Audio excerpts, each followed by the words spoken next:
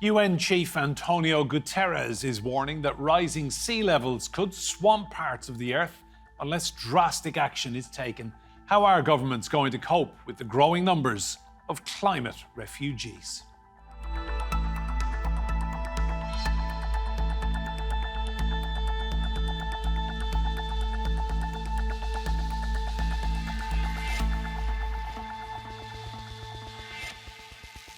Hello and welcome to Roundtable. I'm Enda Brady. Now, climate change is driving extreme weather patterns globally. That's forcing millions of people out of their homes. As the global south bears the brunt of the climate crisis, what plans has Europe got in place to help mitigate its effects? In the northern Mexican state of Chihuahua, fisherfolk and farmers scan the skies for rains that never come. At this dam, they watch water levels drop until all that's left is baked mud and rotting fish. One day, they might have to leave the district if their crops continue to fail and cattle die from thirst. I have never seen this dam like this without water. We see total devastation. Nature is punishing us. All around the world, extreme weather events are pushing people out of their homelands. According to the Internal Displacement Monitoring Center, 32.6 million fled their homes in 2002 due to weather-related hazards. The main drivers are floods, hurricanes, rising sea levels, severe heat, drought, and wildfires. But the World Bank says 216 million people could be displaced by climate-induced disasters and ecosystem collapse by 2050. They will largely be drawn from Latin America, North Africa, Eastern Europe, Central Asia, South Asia, East Asia, and the Pacific. Countries with low-lying coastal areas, island states, and cities in the tropics and in deserts will be affected the most. But researchers say the majority of the displaced, that's 3 out of 4 people, will only move within their own countries or to neighboring states. Most are not, as commonly presumed, travelling to richer northern countries. Nonetheless, Europe still has reason to be concerned.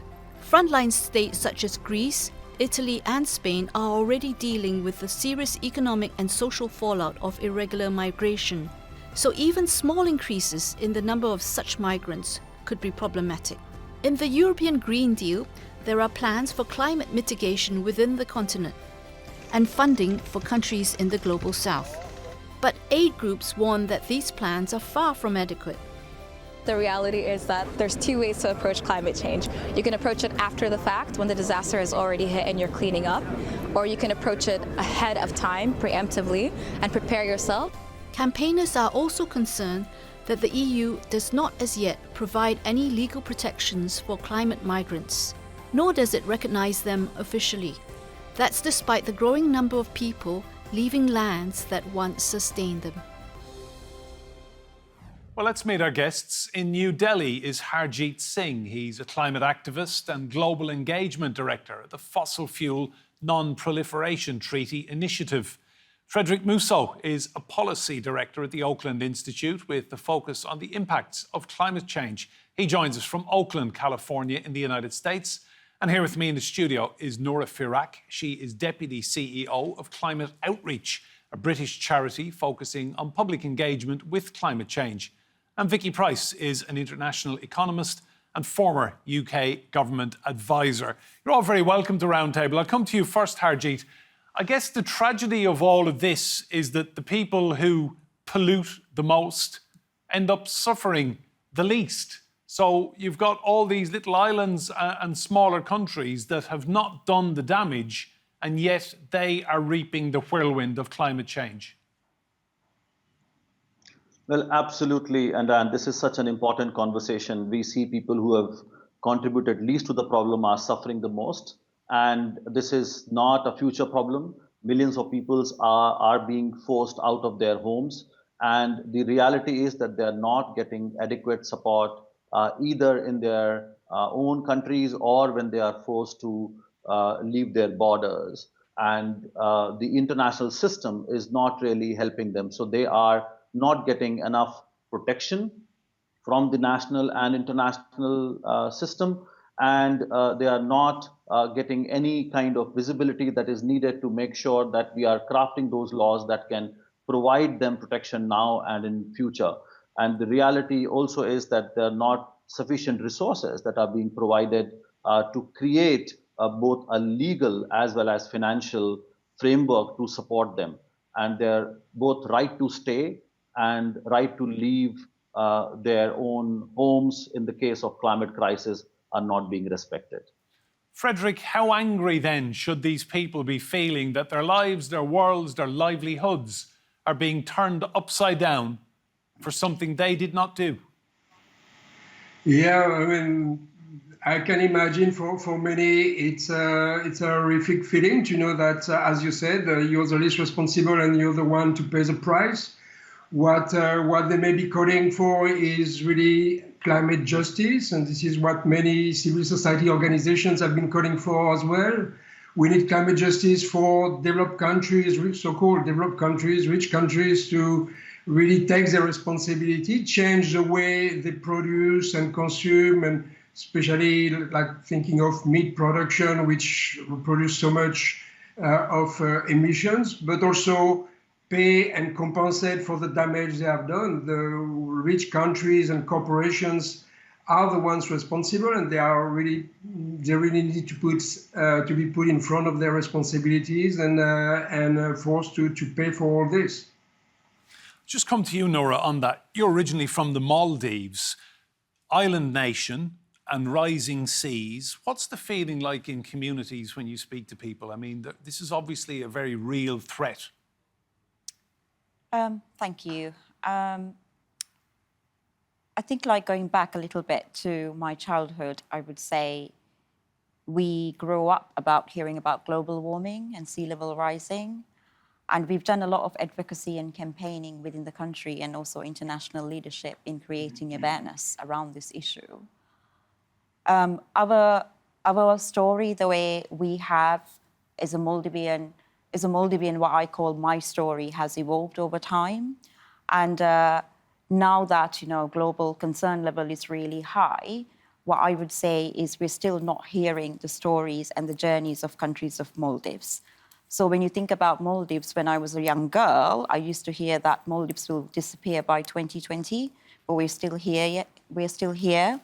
As a kid, hearing that is quite frightening. But we're now past that date and we're here. It's not because climate change isn't happening, but it's because it's happening and we have been adapting and we've been building our resilience. But that comes at a huge cost to the country and community. As a country, we're spending so much money on climate mitigation and adaptation. We're not developing our healthcare services, our economics, our infrastructure, education sector, and so and so. So we are seeing our country and communities evolve and change, and we're sort of losing our way and culture whilst we are also adapting to new ways of living. So in all that suffering and change, there is a lot of trauma, definitely, but there's also a lot of leadership and ingenuity that the rest of the world can learn from. So from a community perspective, as a Maldivian, what I would say is that we do need to change the climate story. We need to rewrite the story. Yes, the damage is happening, the destruction is happening, and we need to talk about it. But we also need to have a more nuanced conversation where we involve all parts of the society from across the world to figure out what is the way forward around it. And as a Maldivian, the fact that we are not doing that yet is really, really troubling for me. Noora, can I ask as well, how do you feel when you hear politicians, world leaders say climate change doesn't exist? Well, it doesn't feel great, but it comes up, a lot of emotions goes in my head like right now, and quite often I would struggle to articulate a response then and there. First of all, what is climate change to different people varies significantly depending on where you live, what is your natural habitat, what is the access to resources and wealth you have. So there's a question around when you say climate change is not happening, what do you mean by that? And that's my first initial reaction to that. Vicky, let's talk money. Loss and Damages Fund Just tell us who should be contributing to that, where the money should be going, and how big a deal this will be in the decades to come. Well, it's interesting. We've been hearing in this conversation about what's happening to particular parts of the world which have to fend for themselves up to a point. There has been a transfer of funds to adapt and mitigate up to a point, but nothing like as much as had been pledged. More than a decade ago, the idea had been, and the decision had been, to move about $100 billion a year to developing countries, the ones which are most vulnerable. So, small island communities and places which might indeed find themselves underwater if things don't improve. That hasn't happened, which is a worry. It was unfortunate that what we got soon after that pledge was a financial crisis, austerity policies across the world, which really meant that not enough was used to transfer to places that really needed it. So that's one of the issues. So that's more adaptation, if you like, and up to a point mitigation. But the developed world definitely has a big, big role to play in ensuring that climate change, which is happening, is limited in terms of how fast it happens and how serious the climate, the temperature increase is, so that we can constrain it to the point which perhaps we can live with it. But it also has a responsibility in terms of the way in which it manages its industry, its affairs. And you ask who's paying for that. I mean, at the end of the day, if we're going to be seeing, as we are seeing, a change in production processes, a different way of thinking about day-to-day life, a lot of that is actually happening in the developed world. It's here where those renewables are being pushed in a certain way, which can then be adapted and adopted by other countries as well. So you can transfer that technology. But a lot of that initial sort of emphasis in terms of how do you get around it by using science, what do you do in terms of the way in which your businesses receive energy, what they do in terms of productivity, so that they can become more efficient, that has emanated from the developed world. So you could say, in the end, who suffers more? It's true that the West hasn't seen such a big impact yet. But the way of living, the way of operating has changed very significantly. And the investment that's still needed is so huge that at the end of the day, it is going to have to be, and it is being, the developed world that is shouldering that. Now, who individually, of course, is the taxpayer at the end of the day. Yes, big corporations are doing various things. The US, with its Inflation Reduction Act, is attracting quite a lot of green investment into its territory. All this is good. Now, if I can quickly say, what is bad is that we're ending up with a bit of competition taking place, closing of borders. So the whole thing of ensuring that you don't transport things from very far and therefore cause quite a lot of emissions and so on, has resulted in a lot of onshoring, nearshoring and so on. That is, of course, affecting developing countries and emerging nations quite negatively. And the fact that we're also now trying to put extra taxes, which is what the EU is already doing and what is very likely to be the case in the UK as well at some point, because we've got our own little carbon adjustment border mechanism, which basically says that you have to pay an extra tariff if you're producing goods in other places which use too much carbon, then that, of course, again, is working negatively in relation to countries that have been producing and trying to get their incomes up as well. So it comes in lots of different layers. So one has to be very, very careful when one looks at where the costs come. And they could come in an indirect way back to the developing world because of what the developed world is trying to do to improve the situation back home. Thanks, Vicky. Harjeet, I want to ask you about the fossil fuel industry. When it comes to paying for climate refugees and the damage done, how much responsibility should they shoulder? Enda, thank you very much for asking that question. And I was actually listening to Vicky, and I wanted to highlight that point, that the reality is that we continue to remain dependent on fossil fuels to a large extent. If you look at the data over the last few decades, about 80% of an energy system continues to depend on fossil fuels. Now, that's not an accident. That has been a template maintained by the fossil fuel industry and with support of developed country governments and also the oil producing nations who wanted fossil fuel industry not only to survive but thrive. And the reality is that fossil fuels, so it's coal, oil, and gas, are the primary products that have caused the problem of climate crisis. And they are still making profits to the tune of hundreds of billions of dollars. And now it's not just people in the developing countries who are suffering because of their business model. Even people in the developed world are facing the cost of living crisis, energy crisis, and of course the whole world is suffering from biodiversity and the climate crisis.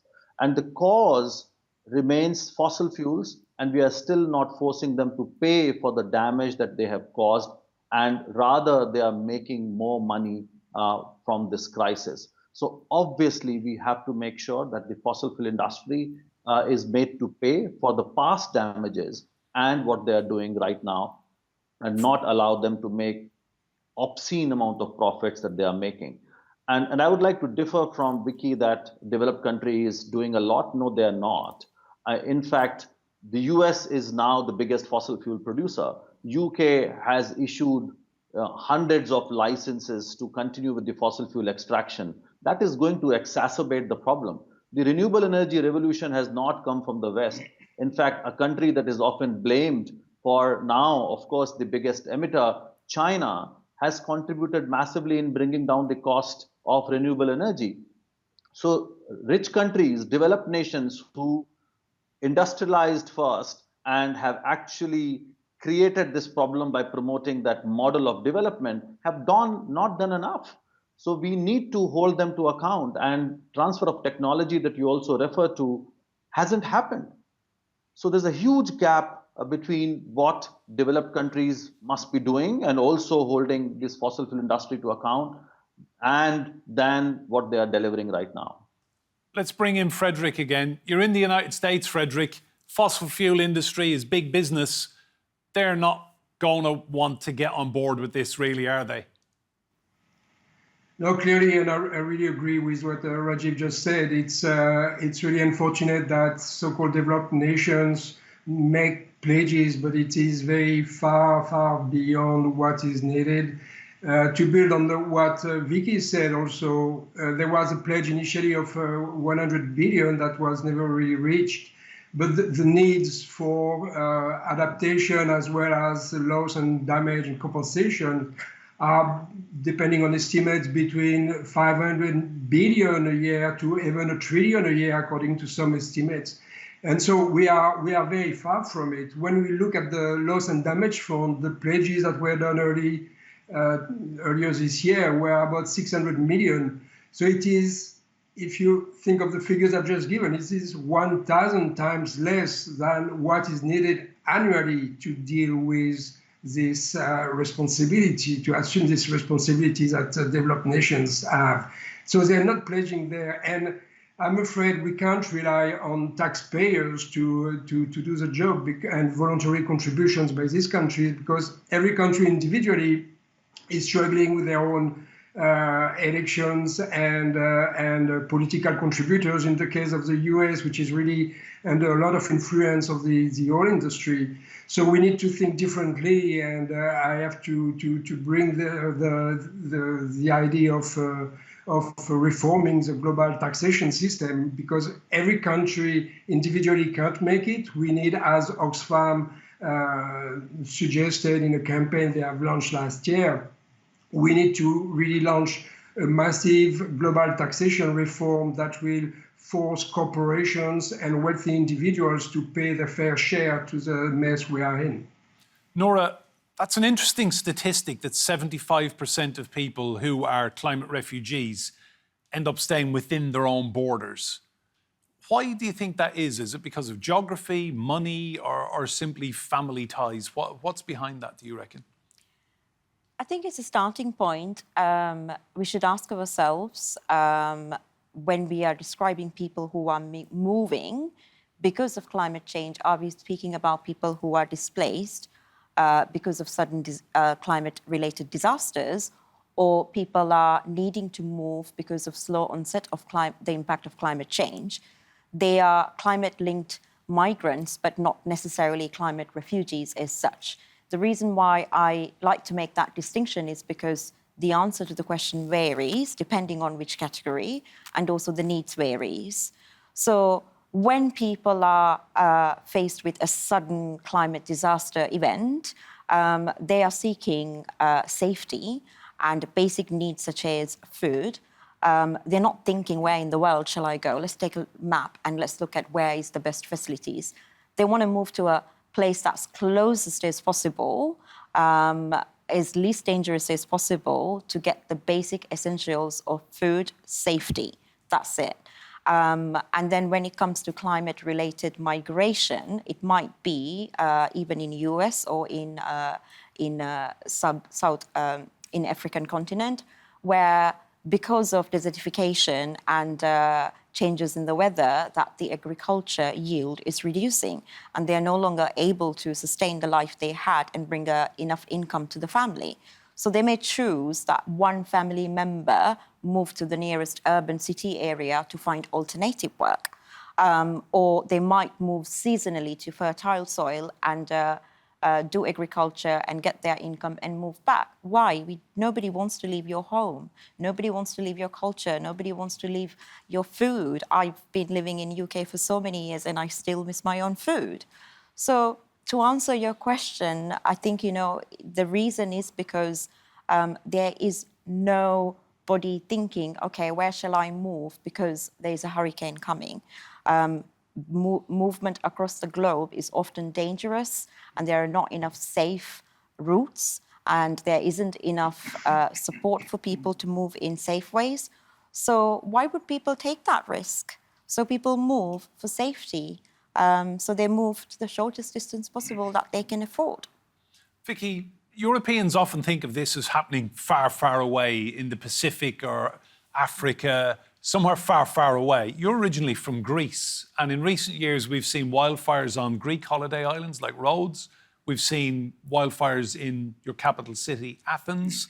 And in addition to that, you also have a migration problem with people coming through your country wanting to move further into Europe. I mean, talk to me about the Greek experience then. Is this something you've witnessed?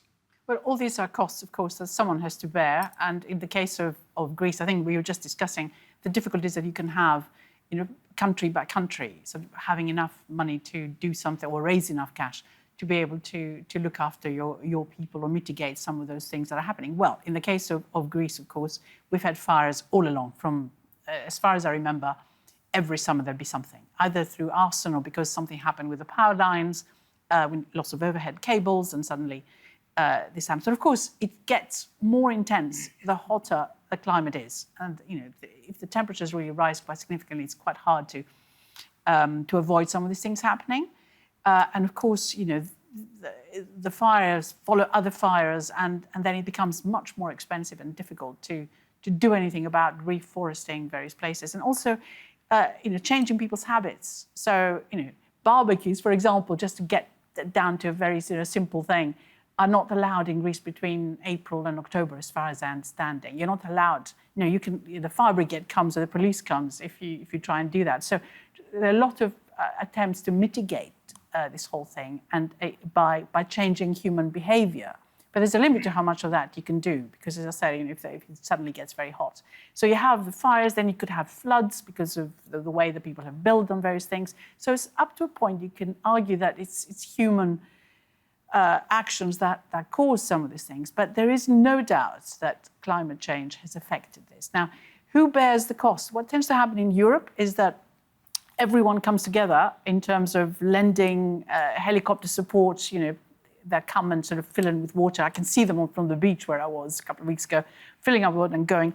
But of course, you need an awful lot more precautionary steps to be taken. And that takes effort and money. But of course, the EU is moving, down its Green Deal. It's really, it's true that a lot of things are happening in China and so on with solar panels and everything else and turbines coming from there.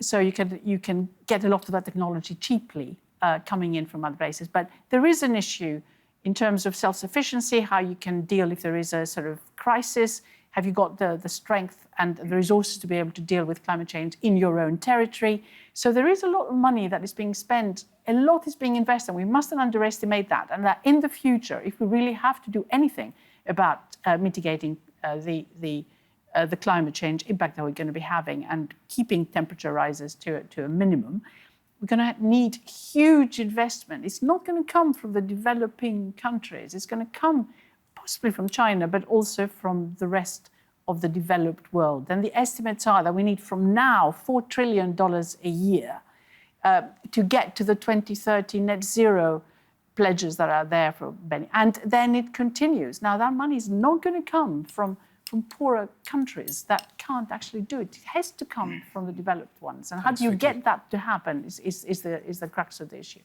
Harjeet, final question to you. Do you think we've gone too far, that we just can't reverse it now and it's inevitable that we're going to be looking at waves of climate refugees on the move? Well, absolutely. Some amount of warming is already logged in, which means that impacts that are happening are rather going to increase over the next few years and decades, which is going to push people out of their homes. Harjeet, Frederic, Noora and Vicky, thank you all so much for your insight on that. Remember, you can see more discussion and debate on our YouTube channel. Search for Roundtable TRT World, and if you like what you see there, please do hit that subscribe button.